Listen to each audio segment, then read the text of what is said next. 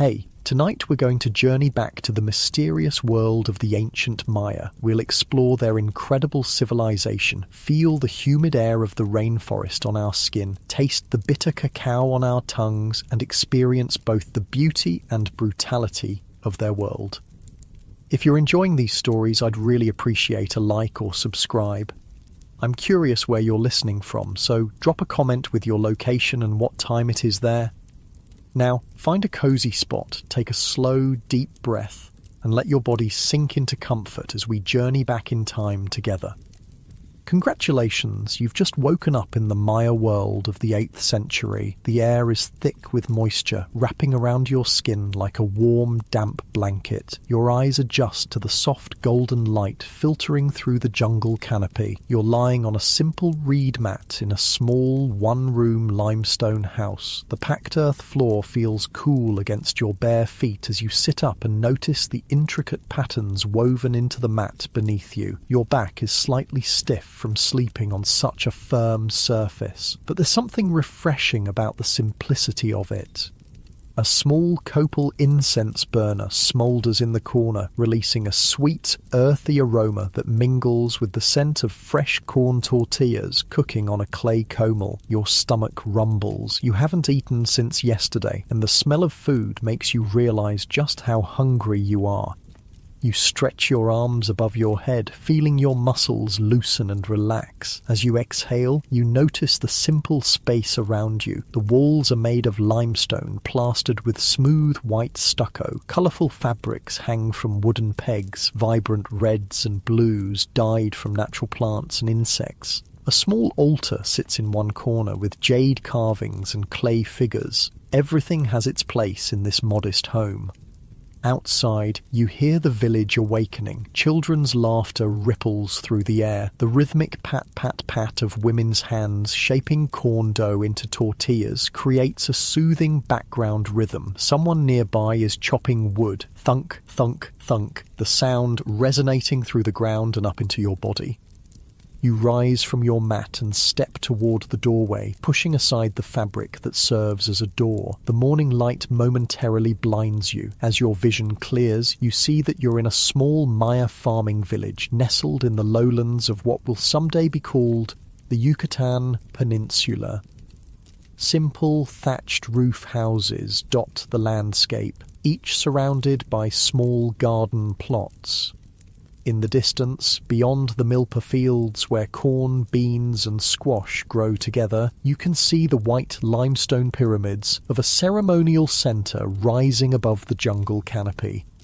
Good news, you've arrived at the height of Maya civilization when art, architecture, mathematics and astronomy have reached their peaks. The calendar systems are incredibly precise, and the Maya have mastered farming techniques that allow their civilization to thrive despite challenging conditions. Bad news, you've also arrived during a time when the Maya practiced bloodletting rituals and human sacrifice to appease their gods. These are not gentle people, despite their artistic and intellectual achievements. Life here is often brutal and short. A small, brown-skinned woman with almond-shaped eyes approaches you. Her hair is woven into intricate braids adorned with colourful threads. She wears a simple huipil, a loose white cotton tunic decorated with embroidered patterns, and a long skirt wrapped around her waist. Around her neck hangs a pendant carved from jade, the sacred stone of the Maya. She smiles, revealing teeth filed to points and inlaid with jade, a sign of beauty among the Maya elite. "You've slept late," she says, in a language you somehow understand. "The sun has already begun its journey across the sky. Come, you must eat before starting your work in the fields." You follow her back into the house, where she hands you a gourd filled with atole, a warm, sweet corn gruel flavoured with honey and chili. The liquid coats your tongue and warms your stomach. As you drink, she prepares a simple meal of corn tortillas, black beans, and avocado. The tortillas are warm and fragrant, nothing like the store-bought version you're used to. These are thick and slightly uneven, with charred spots from the comol. The taste is earthy and complex, the corn having been nixtamalized, soaked in limestone water to release its nutrients before being ground on a matete, a curved stone grinding surface. "Eat," she encourages. "Today is an important day. The king's procession passes through our village on the way to the ceremonial centre. We must prepare offerings." As you eat, you notice how the beans have been slow-cooked with epizota, a pungent herb that gives them a distinctive flavour. The avocado is perfectly ripe, its flesh creamy and rich. Such simple food, yet so satisfying. You find yourself breathing more deeply, your shoulders relaxing away from your ears as you savour each bite.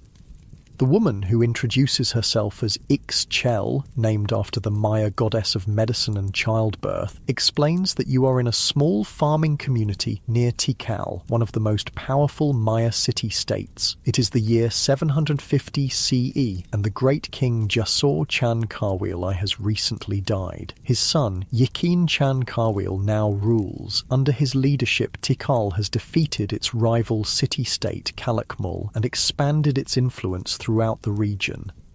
You feel the weight of the jade pendant hanging around your own neck and realise you must be someone of importance here. Jade is reserved for nobility and those with special status. Your hands, though, tell a different story. They are calloused and strong, the hands of someone who works the land despite their status.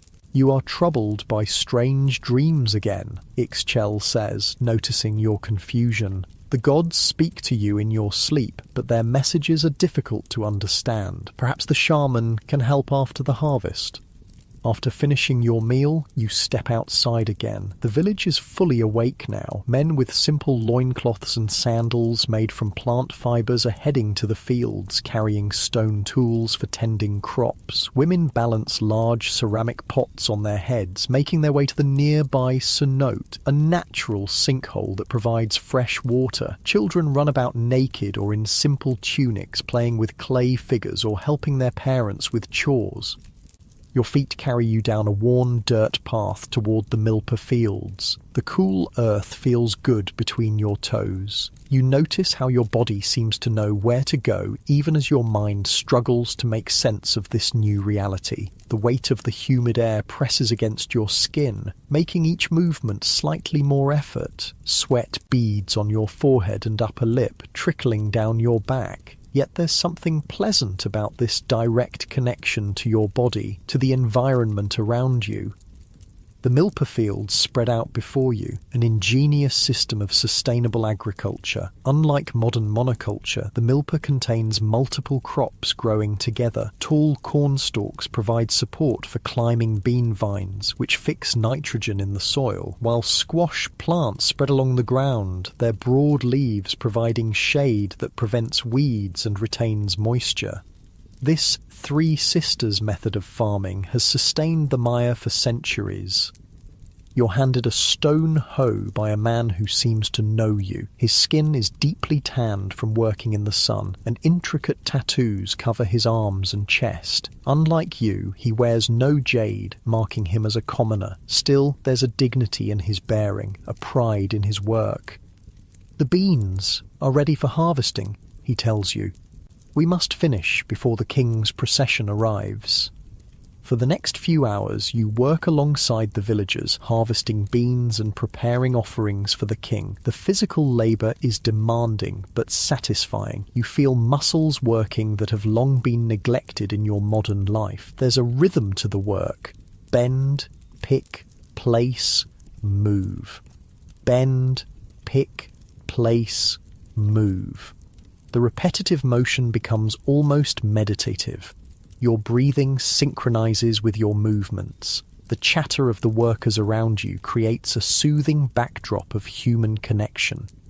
As the sun climbs higher in the sky, the heat intensifies. Sweat soaks your simple cotton clothing. Your back aches from bending. Your fingers are stained with earth and plant juices. But there's a strange contentment in this direct connection to the food you'll eat, to the community you serve, to the earth that sustains you.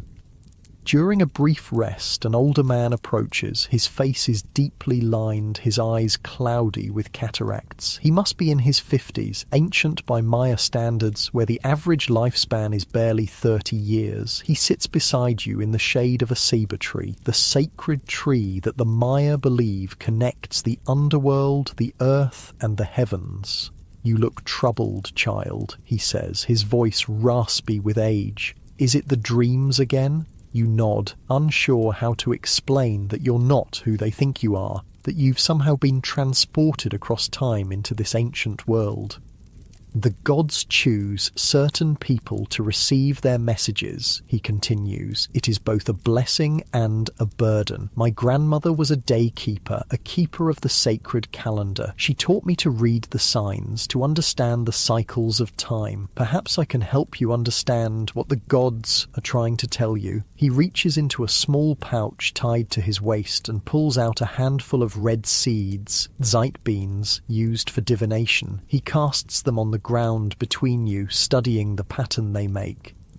"I see a great change coming," he murmurs. "The cycles of time are turning. The 13th Baktun approaches. You know enough about Maya timekeeping to understand what he's referring to. The Maya calendar system is incredibly complex, tracking multiple cycles simultaneously. A Baktun is a period of 144,000 days, nearly 400 years. The 13th Baktun won't actually end for another 1,050 years or so, around 2012 CE, but this man believes significant events are tied to these calendar transitions. "What does it mean?" you ask, your voice sounding strange to your own ears. "Change," he says simply. "All things must change. Kingdoms rise and fall. The rains come and go. The sun travels its path across the sky, dying each night and being reborn each morning. Nothing remains the same forever." He gathers his divination beans and returns them to his pouch. The king's procession approaches. We must prepare.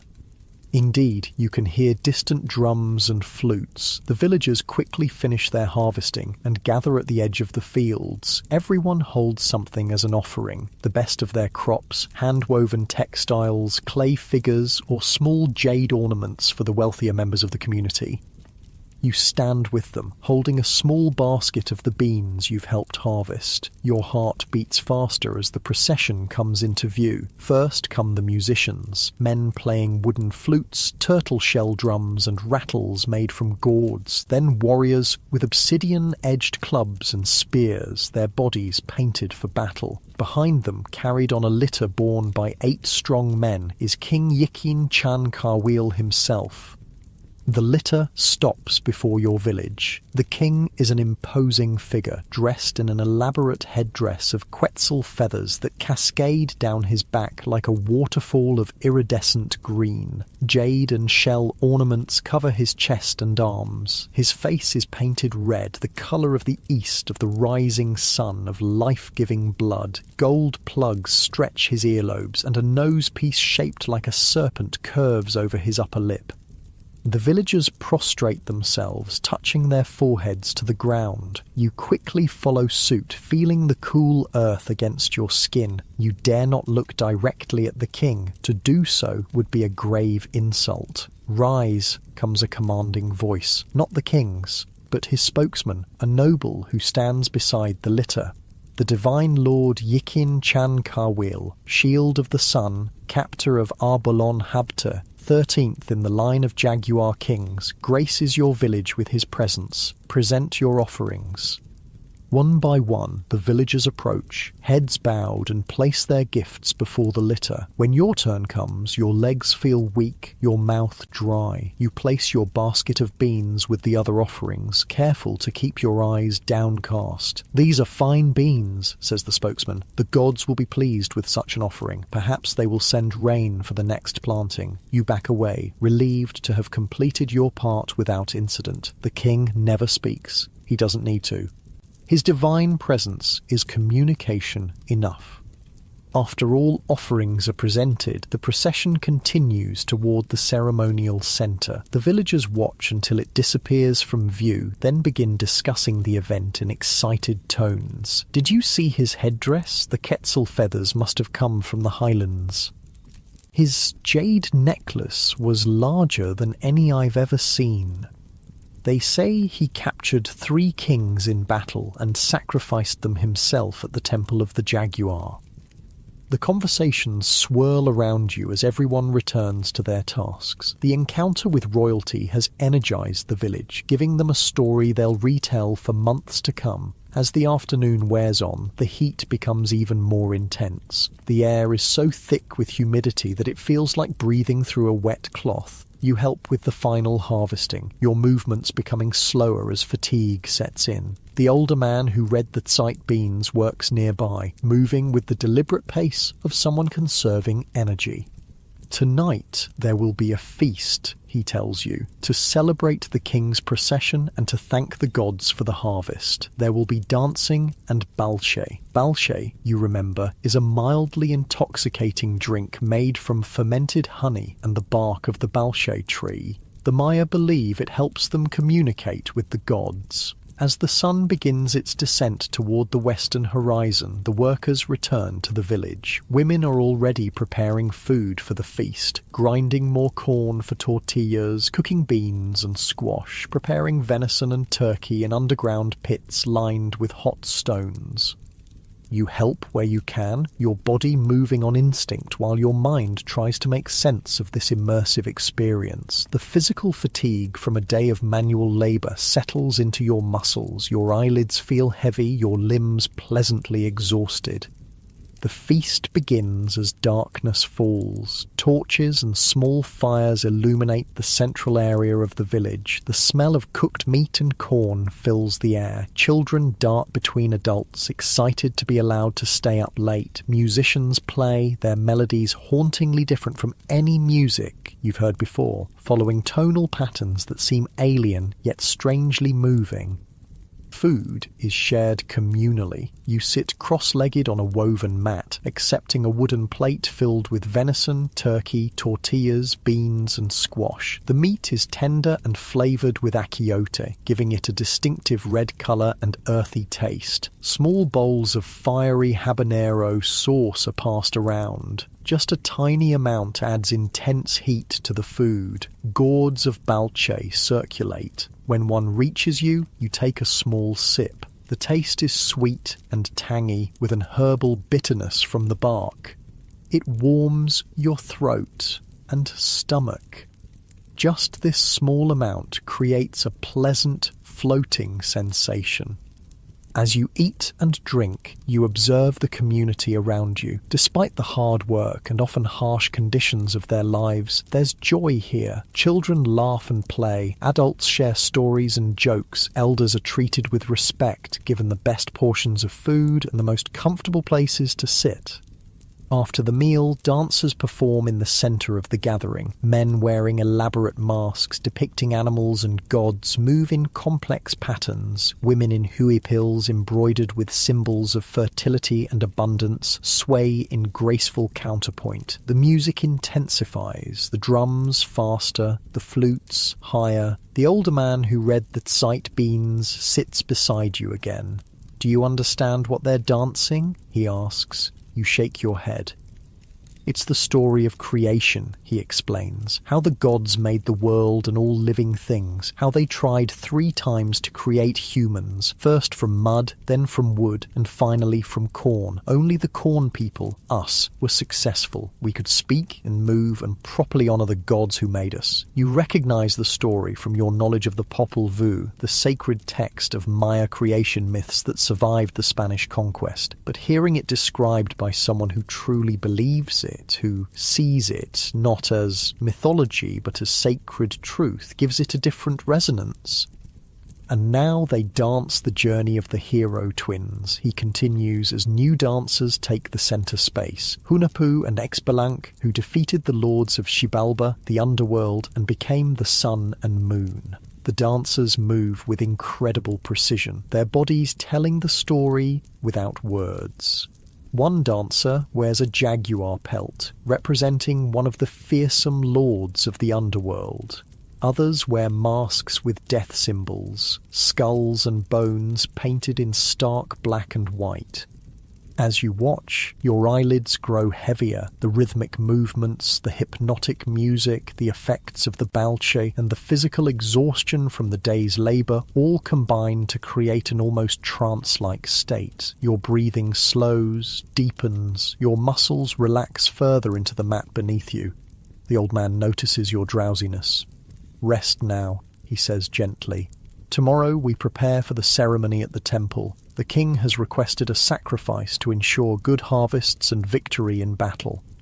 This jolts you momentarily more alert. Sacrifice? Will it be an animal or a human? You want to ask, but your tongue feels heavy, your thoughts clouded with fatigue.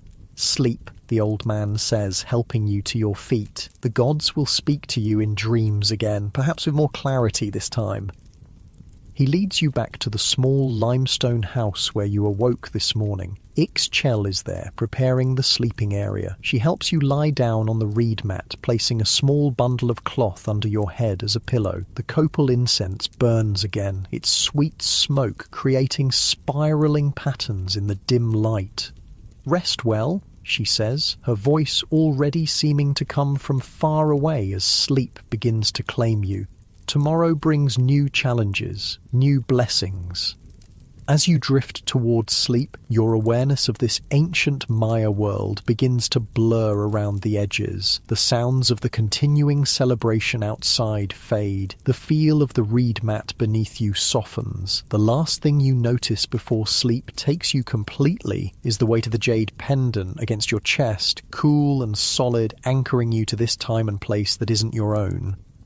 Your breathing deepens, your muscles relax completely, your consciousness begins to float, untethered. Perhaps in dreams the gods will indeed speak to you, helping you understand why you've been brought to this ancient world and what you're meant to learn here. And as you slip into dreams, a question forms in your mind. Will you wake tomorrow still in the world of the ancient Maya, or will your consciousness return to your own time? Only the gods know for certain. For now, you surrender to sleep, to the rhythm of your own breathing, to the distant sounds of flutes and drums celebrating the eternal dance of life, death, and rebirth that lies at the heart of Maya belief. The night wraps around you like a warm embrace, holding you securely as your mind drifts further into darkness. Sleep comes, deep and complete, and in that sleep perhaps answers await. You wake to the sound of a conch shell trumpet echoing across the village. The haunting, resonant tone vibrates through the walls of your small limestone house, pulling you from the depths of sleep. For a moment you're disoriented, expecting to see your familiar bedroom. Instead, the same packed earth floor and thatched roof of yesterday greet your opening eyes. You're still here, still in the ancient Maya world. Dawn light filters through the doorway, painting the interior walls with a soft golden glow. Your body feels different. Muscles sore from yesterday's fieldwork, skin sticky from the humidity. The reed mat beneath you has left faint impressions on your arms and legs. You run your fingers over these temporary marks, marvelling at how present you feel in this physical form. Ixchel is already up, kneeling by the hearth fire where she's preparing the morning meal. The 3 stones of the hearth form a triangle, representing the 3 stones the gods placed to create the world. According to Maya belief, the smoke rises through a small opening in the roof, creating shifting patterns against the morning light. "You slept deeply," she says, not looking up from the corn dough she's patting into tortillas. No cries or strange words in the night. Perhaps the gods have finished speaking to you for now? You sit up slowly, each movement deliberate as your stiff muscles adjust. The jade pendant still hangs around your neck, cool against your skin despite the growing warmth of the day. Outside, the village is coming alive, the rhythmic sound of corn being ground on stone metates, chickens clucking, children calling to one another. Today we go to the ceremonial centre, Ixchel continues. The king has called for special offerings. It is a great honour for our village to participate. She hands you a gourd of water. It's slightly warm and tastes faintly of minerals from the cenote where it was collected. You drink deeply, feeling the liquid spread through your body, bringing relief to your parched throat. The morning meal is similar to yesterday's. Corn tortillas, this time served with a paste made from squash seeds and chili.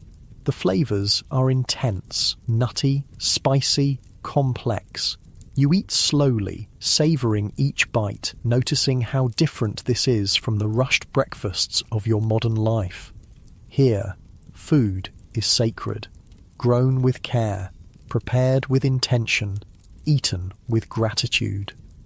As you eat, children peer curiously through the doorway. Their small brown bodies are naked or clothed in simple tunics. Their black hair, cut straight across the forehead in the Maya style, frames wide eyes that study you with unabashed interest. When you smile at them, they giggle and duck away, only to return moments later for another look. After the meal, Ixchel helps you prepare for the journey to the ceremonial centre. She brings a clean huipil, more elaborately embroidered than the one you wore yesterday. This one features geometric patterns in vibrant blue and red, with symbols you recognise as glyphs for water and maize.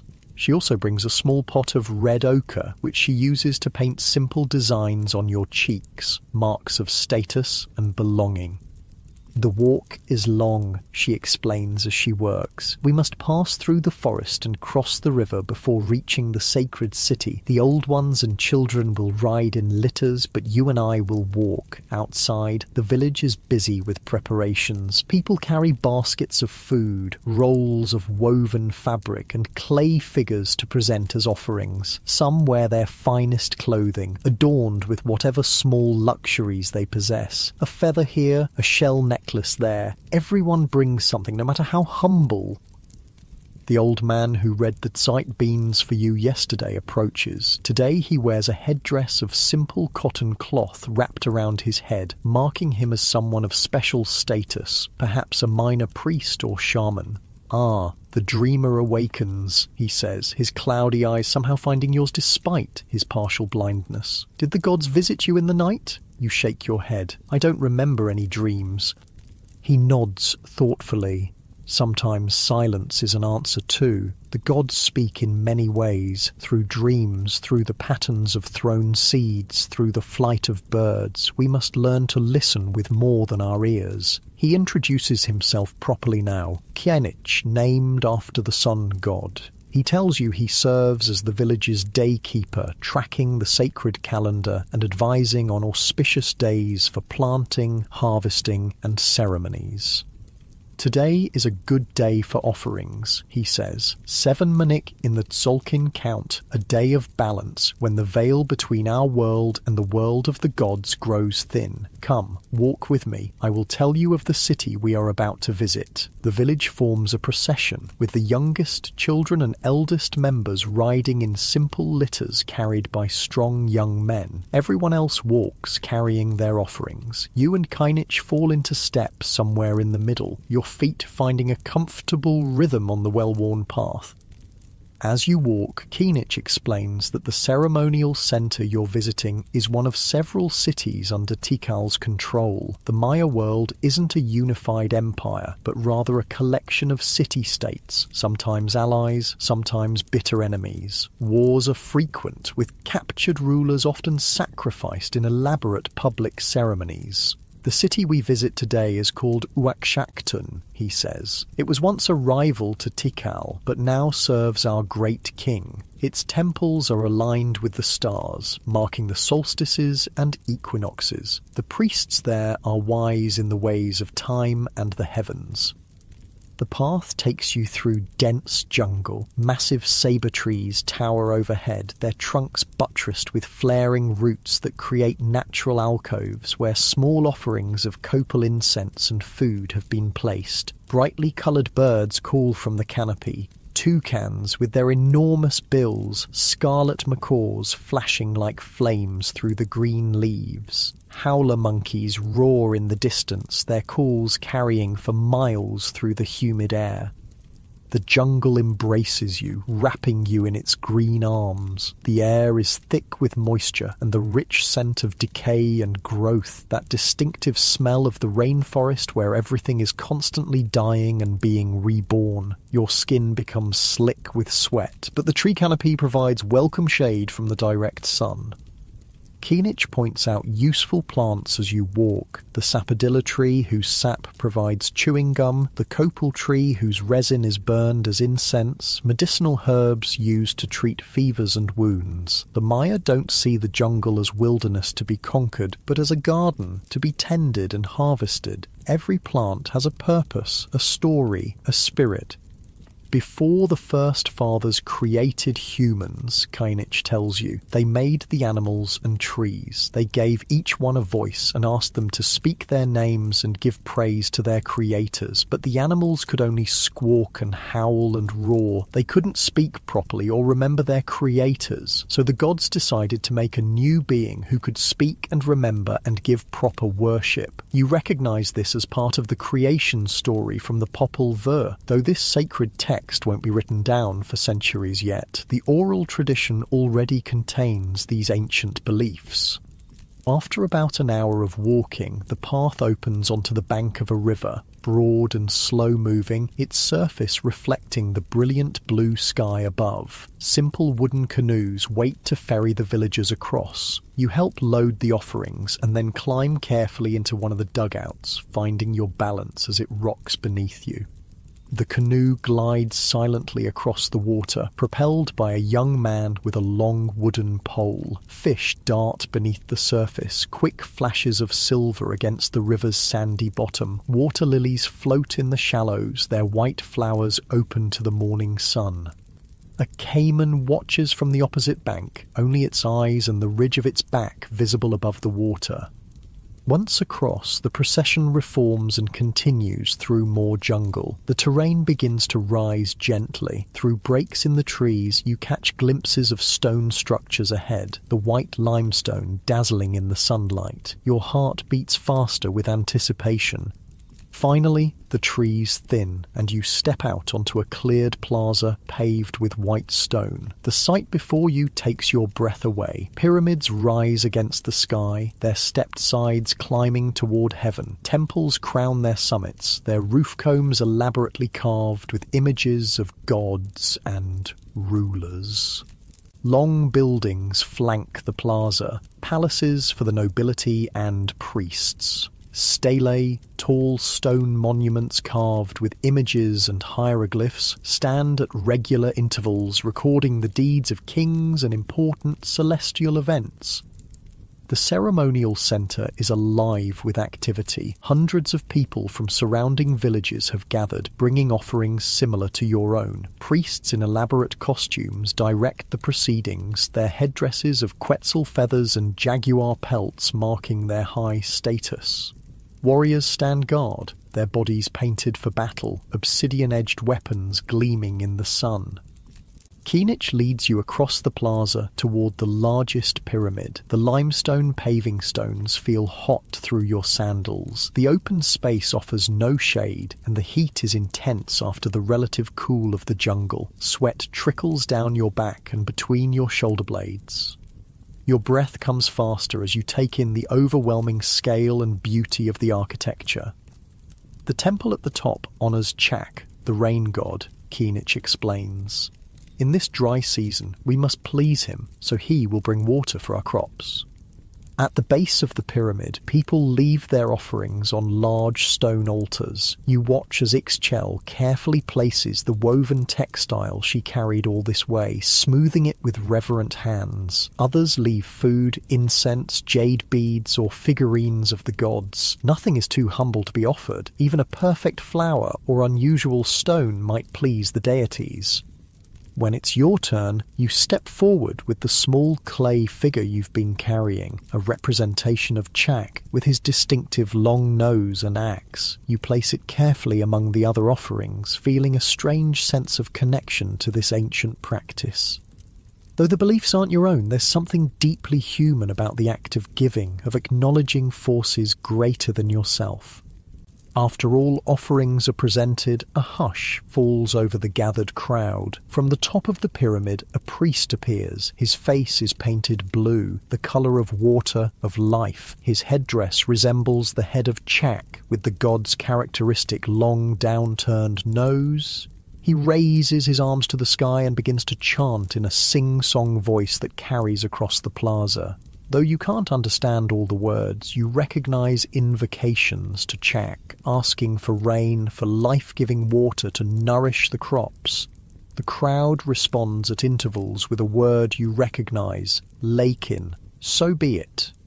As the chanting continues, your attention is drawn to movement at the side of the plaza. Warriors are leading a group of bound men, their bodies painted black, their expressions resigned. With a chill, you realise these are captives taken in recent battles with neighbouring cities. They will be the sacrifices to Chak. You look at Keenich, uncertain how to react. His weathered face shows no surprise or distress. This is simply the way of his world, necessary for the continuation of life.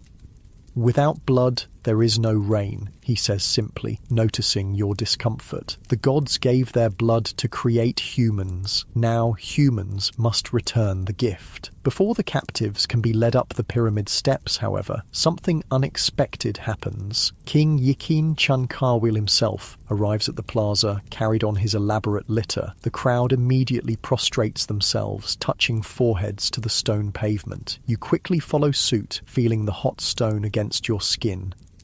The king speaks, a rare occurrence that sends a ripple of excitement through the crowd. His voice is strong and clear, carrying the authority of divine right. Today we honour Chak not with the blood of enemies, but with the blood of kings, he announces. I, Shield of the Sun, will give my sacred blood so that our people may prosper. A murmur of awe passes through the crowd. For a king to offer his own royal blood is a sacrifice of the highest order. The captives are led away, spared for now, though likely to meet their fate at another ceremony. The king is carried to the base of the pyramid. There, attendants help him from his litter and remove his elaborate headdress and much of his jewellery. Though stripped of these symbols of office, his bearing remains regal, his presence commanding. Priests approach with obsidian blades and stingray spines. The king extends his tongue, and in a swift motion that makes you wince, a priest draws the spine through it. Bright red blood flows immediately, collected on strips of white bark paper. The king shows no pain, his face impassive, as his precious blood, carrying the essence of the gods who flow through his royal veins, is gathered for the offering.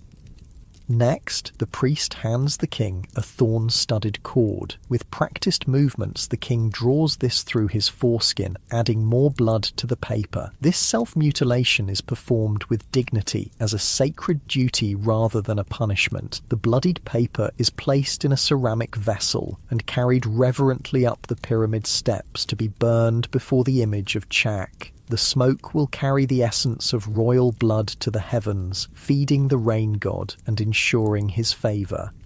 As this solemn ritual concludes, the atmosphere shifts. Musicians begin to play, drums, rattles, flutes and turtle shell instruments, creating complex rhythms. Dancers appear, their movements telling the story of Chak bringing rain to a parched world. Their costumes feature blue and green feathers, jade beads and shell ornaments that catch the light as they move. The tension of the blood ritual gives way to celebration. The king returns to his litter and is carried to a shaded area where he can observe the festivities. The crowd relaxes, people beginning to talk among themselves, children darting between adults in improvised games. Food and drink are shared. You're offered a gourd of balche, which you sip cautiously. The sweet, fermented liquid creates a pleasant warmth in your stomach, a slight buzzing in your fingertips. Ixchel appears with corn tamales wrapped in leaves, the steam releasing the aroma of corn and spices as you unwrap them. As you eat and watch the dancers, Kinich introduces you to people from other villages, farmers like yourself, but also specialized craftspeople, a potter whose black ceramic vessels are sought after throughout the region, a weaver whose intricate textiles incorporate complex symbols representing the cosmos, a jade carver who transforms the precious stone into representations of the gods. From these conversations, you begin to understand the complexity of Maya society. This isn't a simple agricultural community, but a sophisticated civilization with specialized labor, long-distance trade networks, and complex political alliances. The farmers in your village depend on these craftspeople for tools and luxury items, while the craftspeople depend on farmers for food. Everyone depends on the king and priests to maintain proper relations with the gods, ensuring cosmic balance and earthly prosperity. The celebration continues throughout the afternoon. You find yourself drawn to the stelae, the carved stone monuments that record royal history and astronomical events. Though you can't read the hieroglyphs that cover their surfaces, you recognize images of rulers standing over defeated enemies, elaborate dates marking celestial alignments, and representations of the gods receiving offerings. Kinich notices your interest. These stones tell the story of our kings, he explains, how they rose to power, their great victories, their connections to the gods. They also mark the passage of time, the movement of stars, the completion of calendar cycles.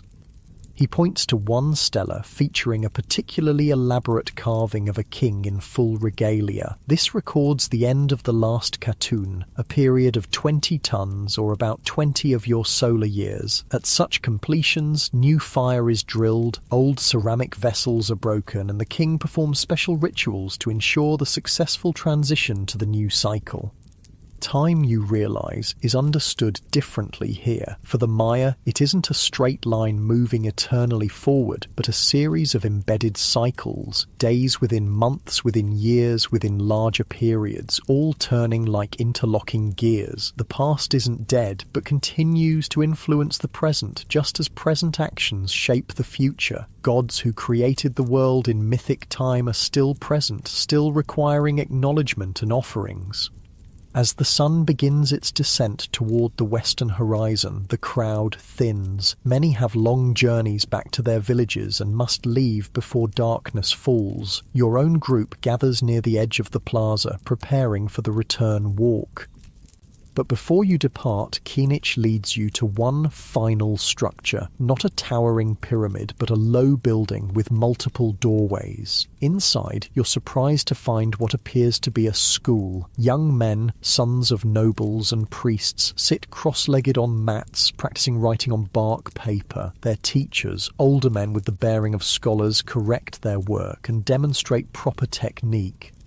Here the sons of noble houses learn the sacred knowledge, Kinich explains, how to read and write the glyphs, how to calculate calendar dates, how to track the movements of stars and planets. This knowledge is power. It connects us to the gods and ancestors. You watch as a young scribe carefully forms hieroglyphs with a brush made from animal hair. The symbols are both artistic and precise, some representing whole words, others syllables that can be combined to write any sound in the Maya language. The system is incredibly sophisticated, capable of recording not just factual information, but poetry, religious concepts, and historical narratives. Few are chosen for this honour, Kinich continues. Most will never learn these skills, but those who do become the keepers of our history, the calculators of time, the predictors of eclipses and planetary movements. As you watch the young scribes at work, you're struck by the contrast between this intellectual pursuit and the blood ritual you witnessed earlier. The Maya world contains both profound mathematical understanding alongside religious practices that seem brutal by modern standards. This civilization cannot be easily categorized as primitive or advanced. It is both and neither, following its own internal logic.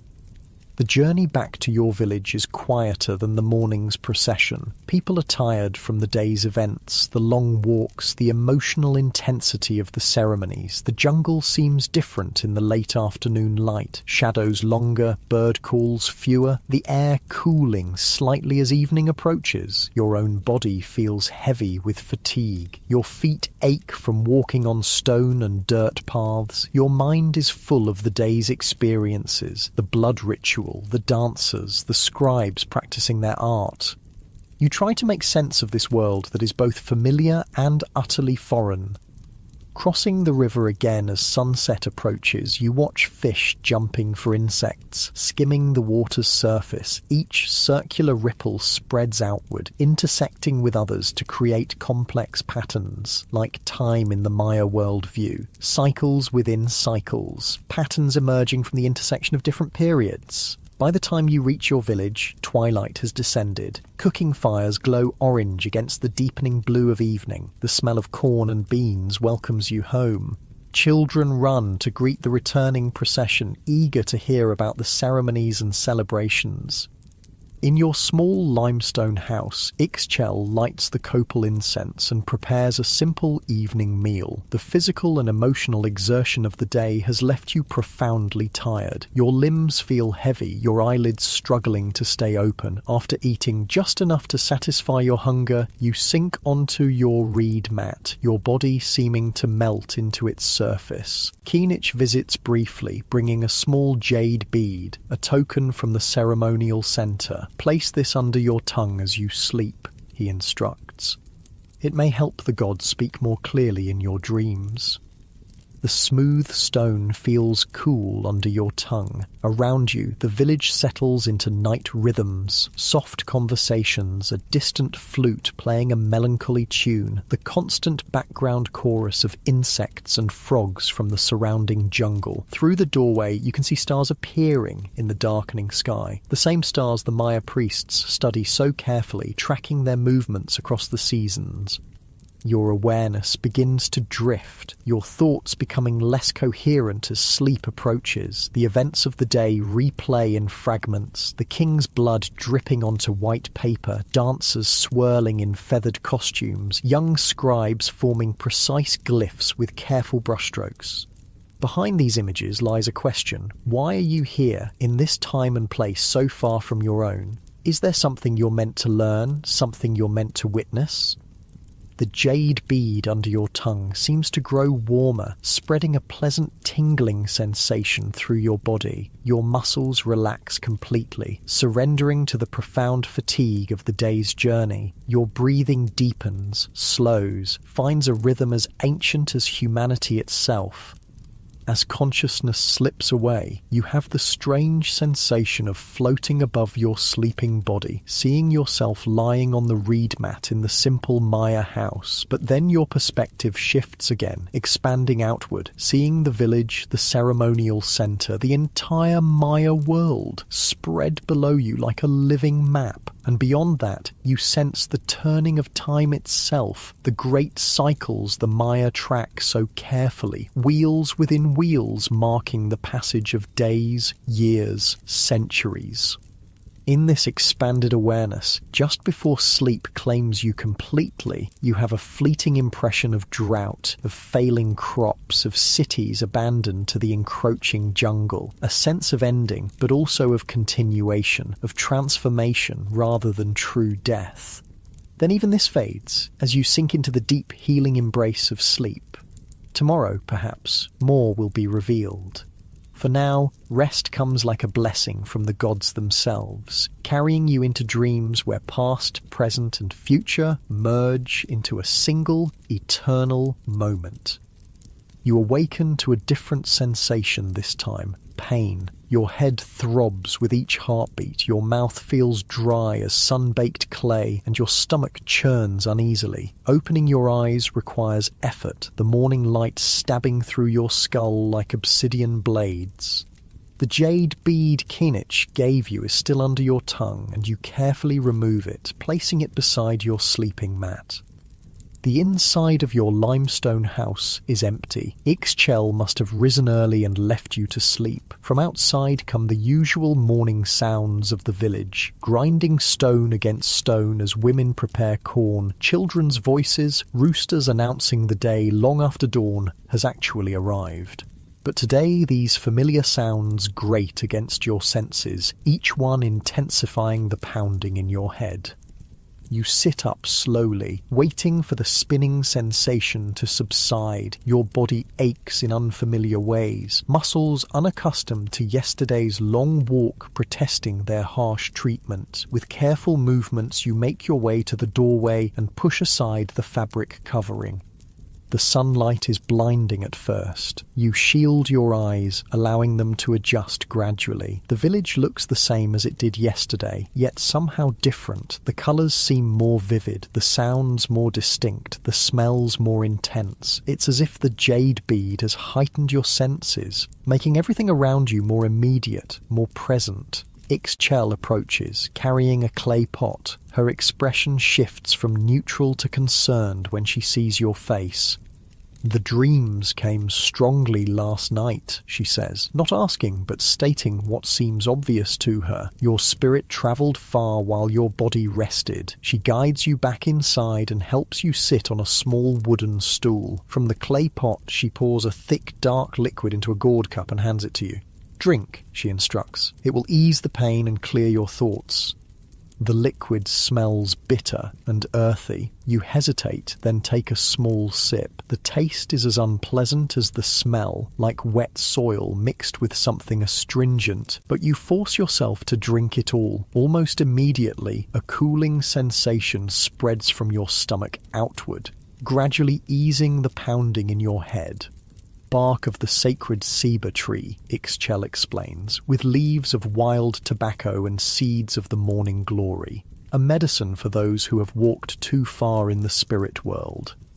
As the pain recedes, memories of strange dreams surface, visions of drought, of starving children, of empty plazas once filled with people, of jungle reclaiming abandoned temples, but also flashes of knowledge, as if the history of the Maya world had been poured directly into your mind while you slept. Calendar systems, trade routes, political alliances, agricultural techniques. "I saw," you begin, but struggle to find words for the complex images that filled your dreams. Ixchel nods. "The gods speak in riddles and fragments. It is not for us to understand everything they show us. Kinich will help you make sense of the visions." She brings you a simple breakfast, a corn gruel sweetened with honey, and watches as you eat. The food settles your stomach and the medicine continues to work, bringing clarity to your thoughts. By the time you finish eating, you feel almost normal again, though with a lingering sensitivity to light and sound. "Today is market day," Ixchel tells you. "We will go to the local trading centre. It is smaller than the great markets of Tikal, but traders come from many villages to exchange goods. Perhaps the activity will help ground your spirit back in this world." She helps you dress in clean clothing. Another Hui pill, this one with simpler embroidery than yesterday's ceremonial garment. Your hair is braided and wrapped with a cotton cloth. Around your neck, the jade pendant remains, a constant reminder of your special status in this community. As you leave your house, Kinich joins you. He carries a walking stick carved with symbols of the gods, and a small bag that clinks softly with each step, probably containing items to trade. "Your eyes are different today," he observes. "You have seen beyond the veil." "I had strange dreams," you admit. "Visions of..." You hesitate, uncertain how to describe the apocalyptic images of abandoned cities and failed crops. Kinich nods. The jade bead opens pathways between worlds. What you saw may be echoes of the past, glimpses of possible futures, or messages from the gods. As we walk to the market, tell me what you remember. The path to the trading centre leads through the milpa fields. Young corn plants stand in neat rows, interspersed with climbing bean vines and spreading squash plants.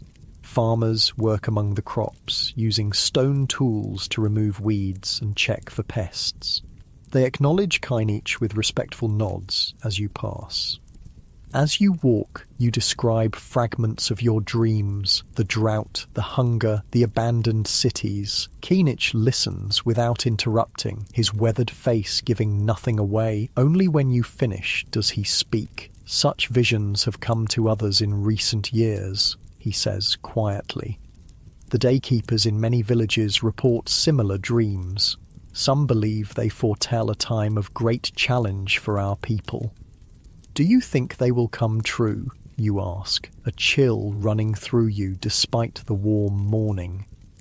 Kinich gestures to the fields around you. Look at these milpas. For generations we have planted and harvested here. Our ancestors taught us to work with the cycles of rain and drought, to allow fields to rest and recover, to plant diverse crops that support each other. But as our numbers grow, we must clear more land, plant more intensively, harvest more frequently. The balance shifts. He pauses, watching a flock of brilliant green parrots fly overhead. The gods gave us this world in perfect balance. If that balance is disturbed, consequences follow. This is the law of creation. His words settle heavily between you as you continue walking. After passing through the cultivated fields, the path enters a section of secondary forest. Younger trees and denser undergrowth indicating this area was once cleared but has been allowed to regrow. Even here, though, you notice the forest is not truly wild. Useful trees have been encouraged. Ramon with its nutritious nuts, sapodilla with its valuable sap, cacao with its precious beans. The Maya don't just farm fields, they farm the forest itself. After about an hour's walk, sounds of human activity reach you. Voices calling, children laughing, the rhythmic sound of stone against stone. The path widens, joining others to form a small road leading to the trading centre. Unlike the ceremonial centre you visited yesterday, this place has no grand pyramids or elaborate temples. Instead, it's a large plaza, surrounded by simple wooden structures with thatched roofs, permanent stalls for regular traders. In the centre of the plaza, temporary stands and mats display goods from more occasional visitors. The ground is packed dirt rather than paved stone, and there are no carved stelae recording royal histories. This is a place of commerce, not ceremony. Yet the energy here is infectious. Hundreds of people move through the market. Farmers with surplus crops, craftspeople with their wares, traders who travel between distant cities exchanging luxury goods. The air is filled with the smells of cooking food, fresh fruits, and curing hides. Colours abound. The vibrant reds and yellows of tropical fruits, the rich browns and blacks of ceramic vessels, the whites and creams of cotton textiles, the glint of jade and obsidian catching the sunlight.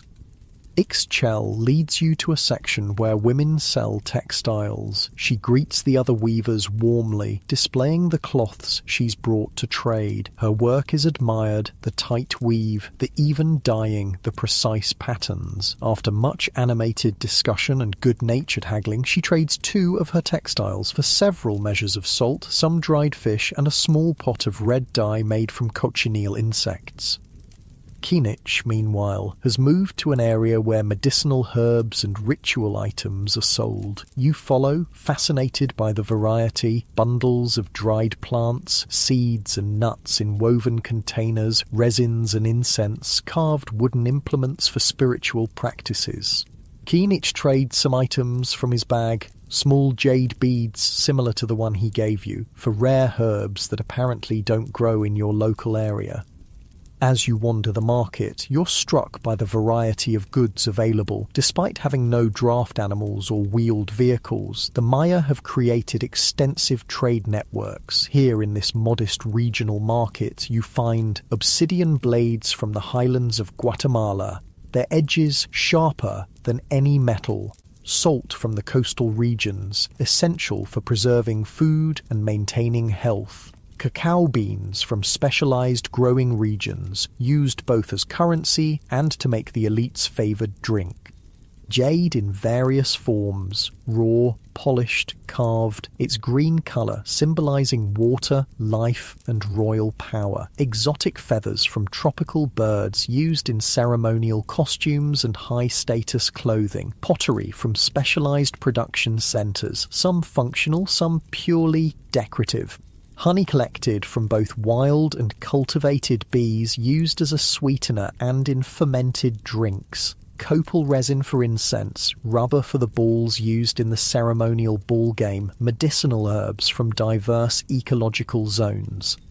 All this moves through the Maya world without horses, donkeys, or oxen, carried on human backs, transported in canoes along rivers, passed from community to community through regional markets like this one.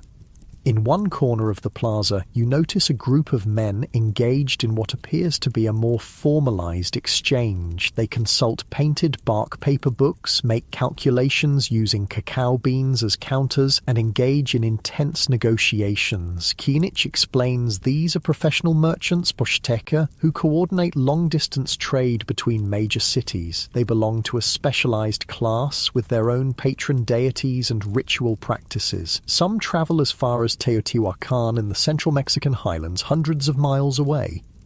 In the great cities, Kinich tells you, the markets are many times this size. There you might find turquoise from the northern deserts, gold from the southern mountains, shells from both oceans, and exotic goods from lands so distant that even the Pochteka rarely visit them. Near the center of the plaza, food vendors have set up cooking stations. The smell of roasting meat, simmering beans, and fresh tortillas makes your stomach growl despite the large breakfast. Ixchel uses some of her newly acquired salt to purchase a meal for the three of you. Turkey, meat, seasoned with achiote and local herbs, served with tortillas and a fiery habanero sauce. You find a shady spot at the edge of the plaza to eat. The market activity continues around you, a living organism of human interaction, the lifeblood of the Maya economy flowing through this regional center just as it flows through larger cities and smaller villages, connecting the entire civilization.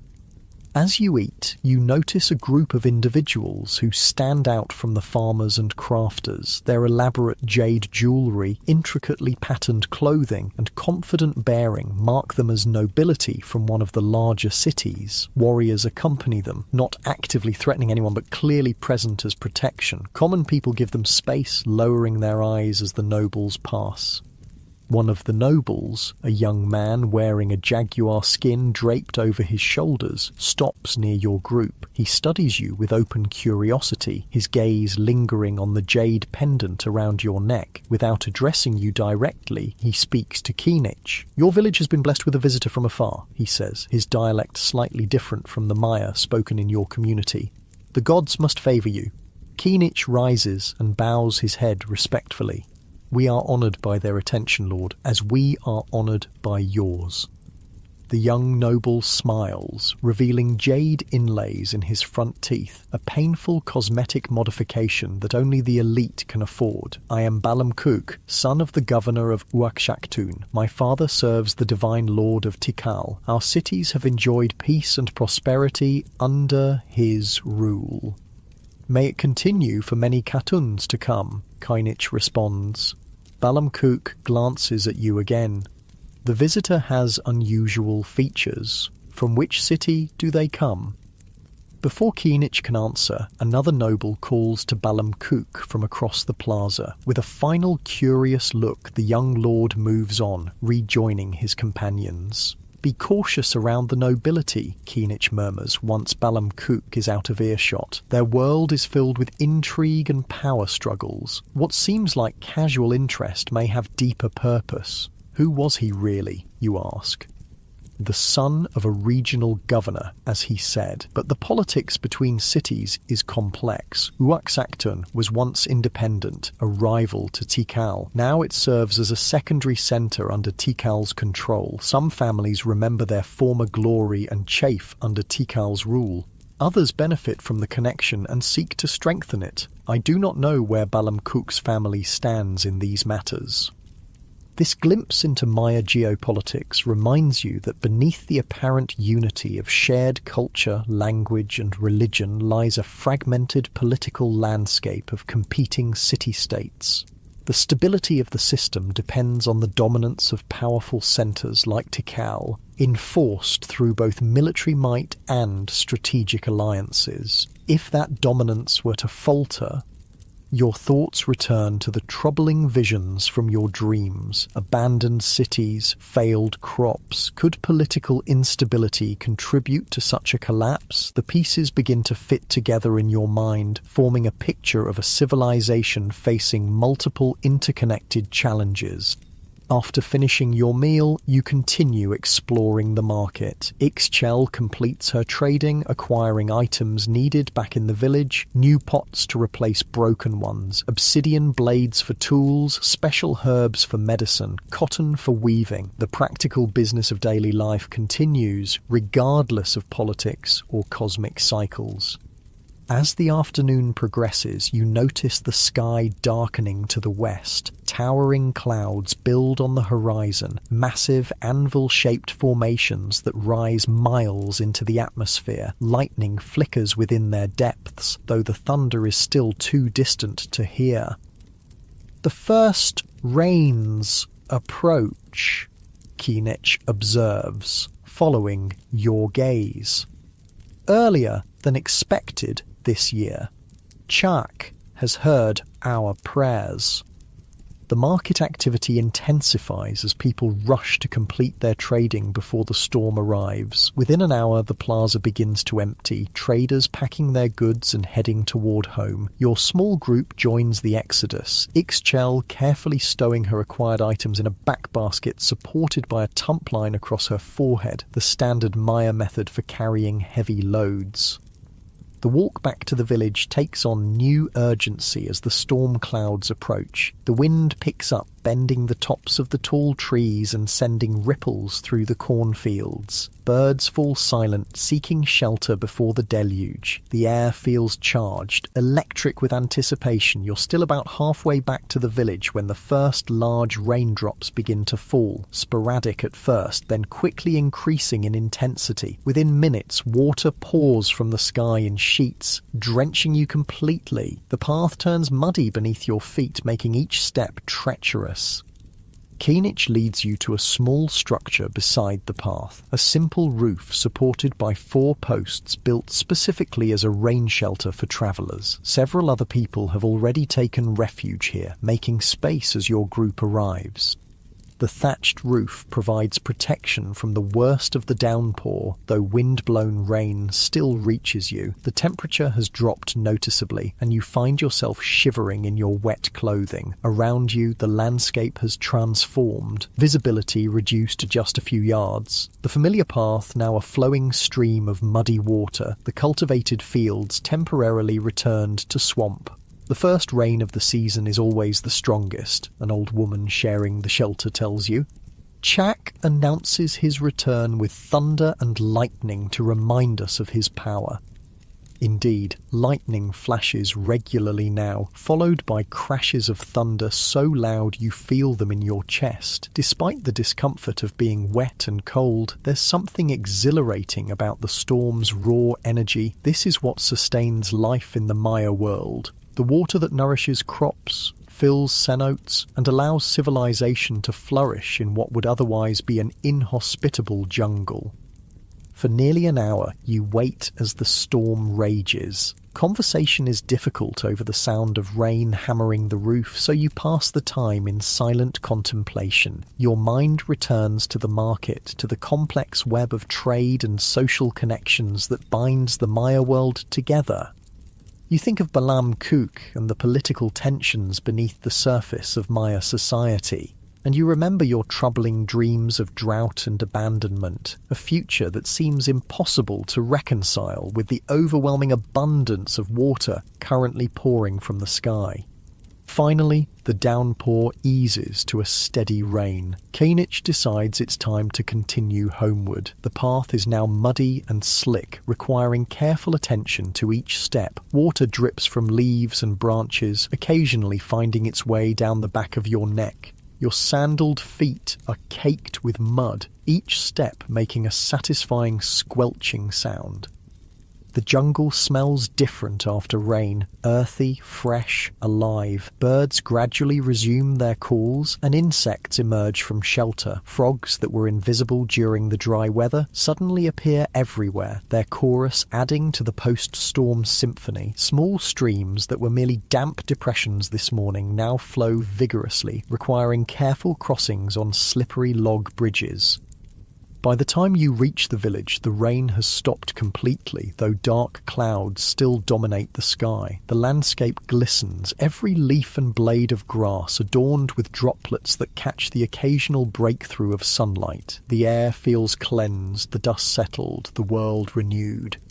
Children play in the muddy open areas, their bodies slick with clay, their laughter carrying across the village. Adults inspect thatched roofs for leaks, sweep water from limestone floors, and generally address the minor disruptions caused by the season's first major storm. There's an atmosphere of celebration. The rains have arrived, ensuring another cycle of growth and harvest. At your house, Ixchel helps you remove your sodden clothing and provides a dry huipil. The wet garments are hung on a line to dry during the next sunny day. She then builds up the hearth fire to ward off the unusual chill brought by the storm. The flames create dancing patterns of light and shadow on the limestone walls, a comforting counterpoint to the grey twilight outside. A simple dinner is prepared, leftover beans reheated with fresh herbs, tortillas warmed on the comal, and some of the dried fish acquired at the market reconstituted in a spicy broth. The hot food restores warmth to your body, and the familiar flavours bring comfort after the long, eventful day. As night falls, Kainich visits again. He brings a small clay pot of balche and 3 gourd cups. To celebrate the return of the rains, he explains, pouring the fermented honey drink and passing cups to you and Ixchel. The 3 of you sit near the fire, sipping the sweet, slightly alcoholic beverage. Outside, the night creatures begin their chorus, frogs, insects, and nocturnal birds creating a living soundscape that surrounds the village. Occasionally, distant lightning illuminates the doorway, followed several seconds later by the rumble of thunder, the storm continuing its journey across the Maya lands. The market, the rain, it has been a significant day, Kinich observes, but I sense the visions from your dreams still trouble you. You nod, watching the firelight reflect in your cup of balche. I saw cities abandoned to the jungle, people starving, great drought. If the rains have returned as normal, why would such things happen? Kinich is silent for a long moment, staring into the fire. When he speaks, his voice is lower, meant only for your ears and Ixchel's. The cycles of time bring different qualities to each period. Some cartoons bring abundance, others hardship. The priests and astronomers study the heavens, seeking patterns that might warn of difficult times ahead. Some believe we are approaching such a period. He sighs, the sound almost lost beneath the chorus of frogs outside. But these are matters for kings and high priests, not for farmers like us. Our duty is to tend the milpa, make our offerings, and trust in the wisdom of those who rule. His words don't entirely satisfy you, but you recognize the practical philosophy behind them. In the Maya world, as in your own time, most people focus on immediate concerns: growing food, raising children, maintaining their homes. The larger cycles of civilization rise and fall beyond their direct influence. As the evening progresses, the balche relaxes your muscles and slows your thoughts. The combination of physical exertion, emotional intensity, and now mild intoxication leaves you profoundly tired. Your eyelids grow heavy, your head nodding occasionally as you struggle to stay awake. Ixchel notices your fatigue.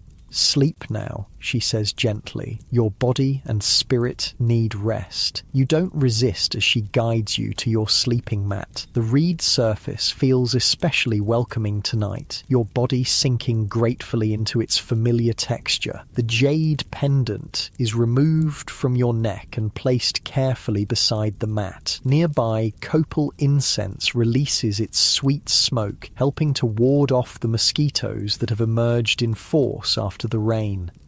Keenich says something to Ixchel in a low voice. She nods and retrieves a small pottery jar, removing its clay stopper. From it, she takes a finger of dark, sticky substance and draws a symbol on your forehead. Protection for your dream journeys, she explains. Rest without fear tonight, Keenich tells you. The symbol will guard your spirit as you sleep.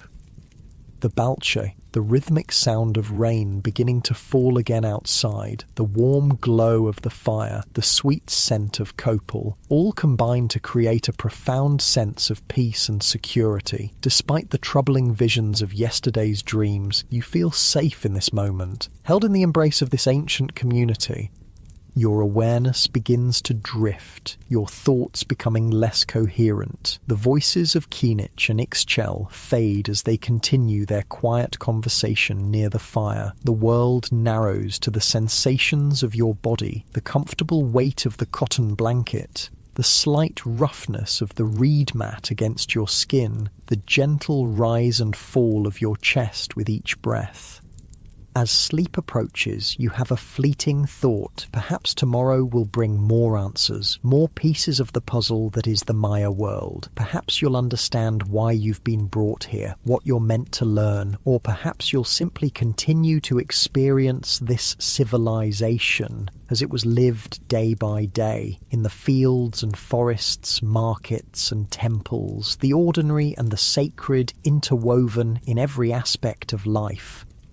The thought dissolves as consciousness fades. Sleep claims you completely, drawing you down into its dark, healing depths. Your breathing deepens, your body fully relaxes, and your mind surrenders to the mystery of dreams. Time passes differently in dreams. When you open your eyes, you're still in the same limestone house with its packed earth floor and thatched roof, but something has changed. The quality of light filtering through the doorway has shifted, more golden, less intense. Outside, the sounds are different too. The rhythmic thwack of stone against wood has replaced the earlier grinding of corn. You sit up slowly, noticing that your body feels different, stronger, more accustomed to physical labor, skin darkened by months of sun exposure. The reed mat beneath you has been replaced by a newer one, the fibers still springy and resilient. The jade pendant still rests beside your sleeping place, but now it's joined by several other small objects. A smooth river stone with a natural hole through its center, a tiny clay figurine of a jaguar, a bundle of dried herbs tied with cotton string.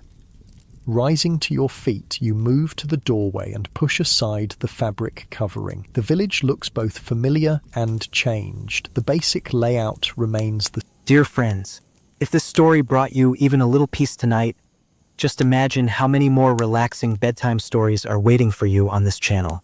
So, please like this video, share it with someone who also loves calm stories, and don't forget to subscribe to join our family. Make sure to turn on the notification bell so you'll be the first to know whenever a new story is uploaded. And now, YouTube has introduced something new. It's called Hype. By giving our channel a little hype, you can help us reach so many more people who need rest and relaxation. Your support truly means the world. Finally, let us know in the comments how tonight